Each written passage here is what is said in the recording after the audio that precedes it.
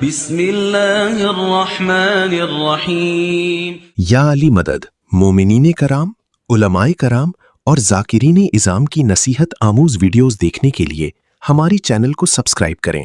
صدقہ جاریہ سمجھتے ہوئے اس ویڈیو کو اپنے عزیز و اقارب اور دیگر مومنین تک ضرور شیئر کریں تاکہ زیادہ سے زیادہ لوگ دینی معارف سے استفادہ کر سکیں۔ اللہ تعالیٰ آپ کو اور آپ کے اہل خانہ کو اس نیکی کا بہترین اجر عطا فرمائے۔ جزاکم اللہ خیر الجزا۔ اس کی وجہ کہ دشمن کو چوٹ ہی یہاں سے پڑ رہی ہے۔ آپ کو پتہ ہے یہ عراق میں یہ 2015-11 کے بعد عراق کے اندر داعش آ گئی تھی اور داعش پیش قدمی کرتی آ رہی تھی۔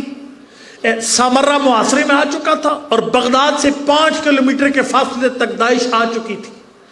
پھر ادھر سے سعودیہ کی طرف سے داعش کا پروگرام تھا کہ ہم کربلا پہ حملہ آور ہوں گے اور سارے حرم خطرے میں پڑ گئے تھے۔ یہ تکلیف ہے۔ آیت اللہ سیستانی نے ایک جملہ فرمایا، یجب الحشد الشعبی، فرمایا ساری قوم اکٹھی ہو اور حرموں کا دفاع واجب ہے۔ سر ایک دن میں 15 لاکھ بندوں نے اس میں اپنا نام لکھوایا اور ٹھیک 4 دن میں داعش ختم ہو گئی۔ یہاں پر شیخ محسن صاحب نے ایک جملہ کہا، اور میں ایک جملہ آپ کو عرض کروں۔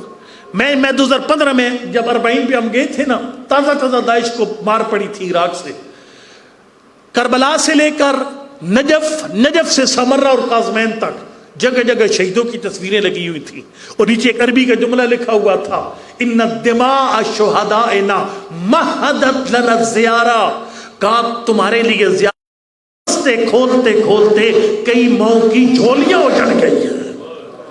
یہ خون ہے جنہوں نے تمہارے لیے رستے کھولے۔ اور یہ کیا ہوا؟ آغا سیستانی کے ایک فتویٰ، مجھے یاد ہے شیخ محسن صاحب نے ایک بڑا جملہ کہا تھا ان دنوں میں، اللہ ان کے درجات بلند کرے۔ شیخ صاحب نے فرمایا تھا، اور اس دن ہیلری کلنٹن کا ایک بیان آیا تھا، اس نے کہا تھا داعش کو ہم نے بنایا ہے، امریکہ نے داعش بنائی ہے اور یہ اگلے 50 سال تک ختم نہیں ہو سکتی۔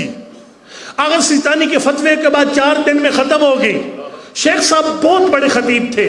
شیخ صاحب نے فرمایا وہ جو امریکی جو منسٹر تھی اسے داعش کی طاقت کا بھی پتا تھا، اسے عراقی فوج کا مرال بھی پتا تھا، عراقی حکومت کا مرال بھی پتا تھا، لیکن اسے آیت اللہ سیستانی کے فتوے کی طاقت پتا نہیں تھی۔ بھئی یہ فتوہ کتنا پاورفل ہے، جو 50 سال کے اس کو 4 دن میں اڑا کے رکھ دیا۔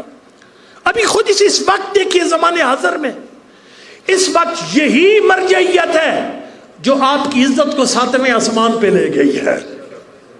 یعنی جو کام کئی مناظرے نہیں کر سکتے تھے، تشیعوں کے پھیلاؤ میں کئی مجلسیں نہیں کر سکتی تھی، وہ رابر کی شہادت نے کر دیا۔ اس ایک شہادت نے یعنی ان لوگوں سے شیعت کو منوایا۔ اسلام آباد میں بعض ایسے مراکز ہیں جہاں باقاعدہ شیعہ کو کافر کہا جاتا تھا، لیکن ان لوگوں نے کہا کہ رابر کی شہادت نے بتا دیا شیعہ ہی حقیقی مسلمان ہے۔ اسی مرجعیت نے ہر دور میں آپ کو مرجعیت نے نکالا ہے مشکلات میں سے۔ تو یہ ایسے لوگوں کی باتوں میں نہ آئیں۔ وہ مرم مفید الرحم ہے۔ امام زمان کیسے خط لکھتے ہیں شیخ مفید کو؟ اگر مراجع 0 ہیں کیسے خط لکھتے ہیں؟ فرمائے للأخ الصدید الشیخ المفید، یہ میں خط لکھتا ہوں اپنے پیارے بھائی شیخ مفید کے لیے۔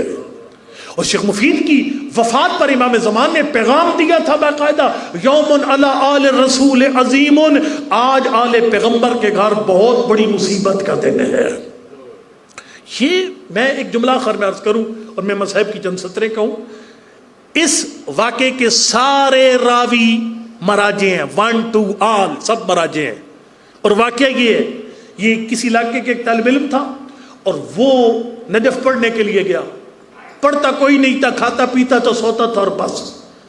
جب 10 سال ہو گئے وہاں پر تو ادھر سے خط گیا، بھئی جو مولانا صاحب کی ڈیتھ ہو گئی ہے واپس آؤ، کوئی نماز روزہ کوئی جنازے وغیرہ یہ کام کرو۔ اس نے سوچا مجھے نہ نماز جنازہ آتی ہے، کچھ بھی نہیں آتا، خالی کھاتا پیتا اور سوتا تھا نجف میں۔ تو اس نے مولا کائنات کی زری پر جا کر ایک شکوہ کیا کہ یا علی آپ علم کے شہر کے دروازے ہیں، میں 10 سال آپ کے پاس اور آپ نے مجھے نماز جنازہ تک نہیں سکھائی۔ یہ شکوہ کر کے آنکھ لگ گئی۔ خواب میں امیر المومنین آئے, فرمایا تو نے علی سے مانگا ہی کب؟ تو گیٹ سے آتا تھا مولا سلام, میں کہتا تھا علیکہ السلام, آج پہلی دفعہ مانگا ہے نا, میں تجھے عطا کرتا ہوں. فرمایا پڑھ بسم اللہ الرحمن الرحیم. انہیں پڑھا نا بسم اللہ الرحمن الرحیم, زبان پر حکمت کے چشمے جاری ہو گئے. اگلے دن اپنے استاد آیت اللہ مہدی بحرالعلوم کے ممبر پر جا بیٹھا. یہ مراجی ایسے نہیں ہیں اس طرح پیش کیے جاتے ہیں, ان کا لنک ہی کوئی نہیں آل محمد کے ساتھ. آیت اللہ مہدی بحرالعلوم کے ممبر پر جا بیٹھا. جب ممبر پر بیٹھا تو درس دینا شروع کر دیا. آیت اللہ مہدی بحرالعلوم جب باہر سے آئے نے دیکھا کہ میرے درس پر نالائق آدمی بیٹھا ہوئے ممبر پر, لیکن جب دیکھا باتیں حکمت بھری کر رہے ہیں, ان کے چہرے پر رونق آئی. جیسے آپ تھوڑے بھی خوش ہوئے ہیں آخر میں, پہلے چپ چاپ بیٹھے تھے. وہ جب خدمت میں عرض کروں گا کہ چہرے پر آئی نہ رونق, یہ جب دیکھا میرا استاد میرا درس دیکھ کر خوش ہے, تھوڑا سا اترایا. جیسے ہی اترایا نا تو آیت اللہ مہدی بحرالعلوم نے فرمایا ما یا فلاں الذی علمک البسملہ علمنا الفاتحہ. فرمایا میرے سامنے چوڑا نہ ہو, جس علی نے تجھے بسم اللہ پڑھائی ہے مجھے پوری سورہ حمد تعلیم عطا فرمائی ہے. یا علیہ السلام. یہ مراجع کرام کے یہ مراجع کرام کے فتاوی کیا عوام ہے؟ کیا یہ قرآن کے مقابلے میں آ کر فتوے دیتے؟ کیا یہ معصوم کے فرمان کے مقابلے میں آ کر فتوے دیتے؟ آیت المقدس سر دبیلی سر, ان کا گھر 200 گھر کا فاصلہ تھا مولا اور ان کے گھر کے درمیان. مکان کی چھت پر کہتے ہیں السلام علیکم یا امیر المومنین, قبر سے جواب آتا وعلیکم السلام یا ایھا المقدس سر دبیلی. اور یہ ان کا مدرسہ جو ہے وہ حرم کے اندر ہی تھا. رات کو اٹھتے تھے بستر سے اور بس نکل جاتے تھے. ایک دن شاگرد پیچھے چال پڑا. شاگرد کہتے ہیں مولا کائنات کی زری پہ تالا لگا ہوا تھا. جب مقدس سردبیلی نے کوئی بات کی, اس تالے کے پاس کھڑے ہو کر تالا کھول کے اندر چلے گئے. کہا 2 بندوں کی گفتگو ہوئی اندر. یہ بچہ آپ کے بچوں کو بھی واقعات یاد ہے. باہر نکلے, مختصر آخر میں جب ساری بات پکڑی گئی, اس کو کھانسی ہوئی شاگرد کو. فرمایا کون ہے؟ کہا قبلہ میں فلاں ہوں. کیا کر رہے ہیں؟ قبلہ آپ روز رات کو نکل جاتے, میں آج آپ کا پیچھا کر رہا ہوں. راز بتائیے. میری زندگی میں کسی کے سامنے بیان نہیں کرنا, میں نے دکان نہیں کھولنی. کہا قبلہ بتائیے آپ جب مولا کائنات کی زری پر کیوں گئے, اور یہ دوسرا بندہ کون تھا؟ جاگنا.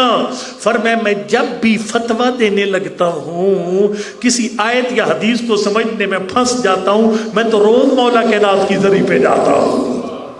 اور کہا کہ وہ جو دوسری آواز یا علی علیہ السلام, فرمایا دوسری آواز مولا کائنات کی تھی. میں نے مسئلہ رکھا, علی ابن ابی طالب مجھے جواب دیتے تھے, لیکن جب شب جمعہ میں شب بدھ میں نے کہا مولا آج میرا یہ مسئلہ ہے, یہ حدیث سمجھ نہیں آ رہی. فرمایا جا میرے بیٹے صاحب الزمان سے مسجد صالح میں دریافت کر. لہذا مراجع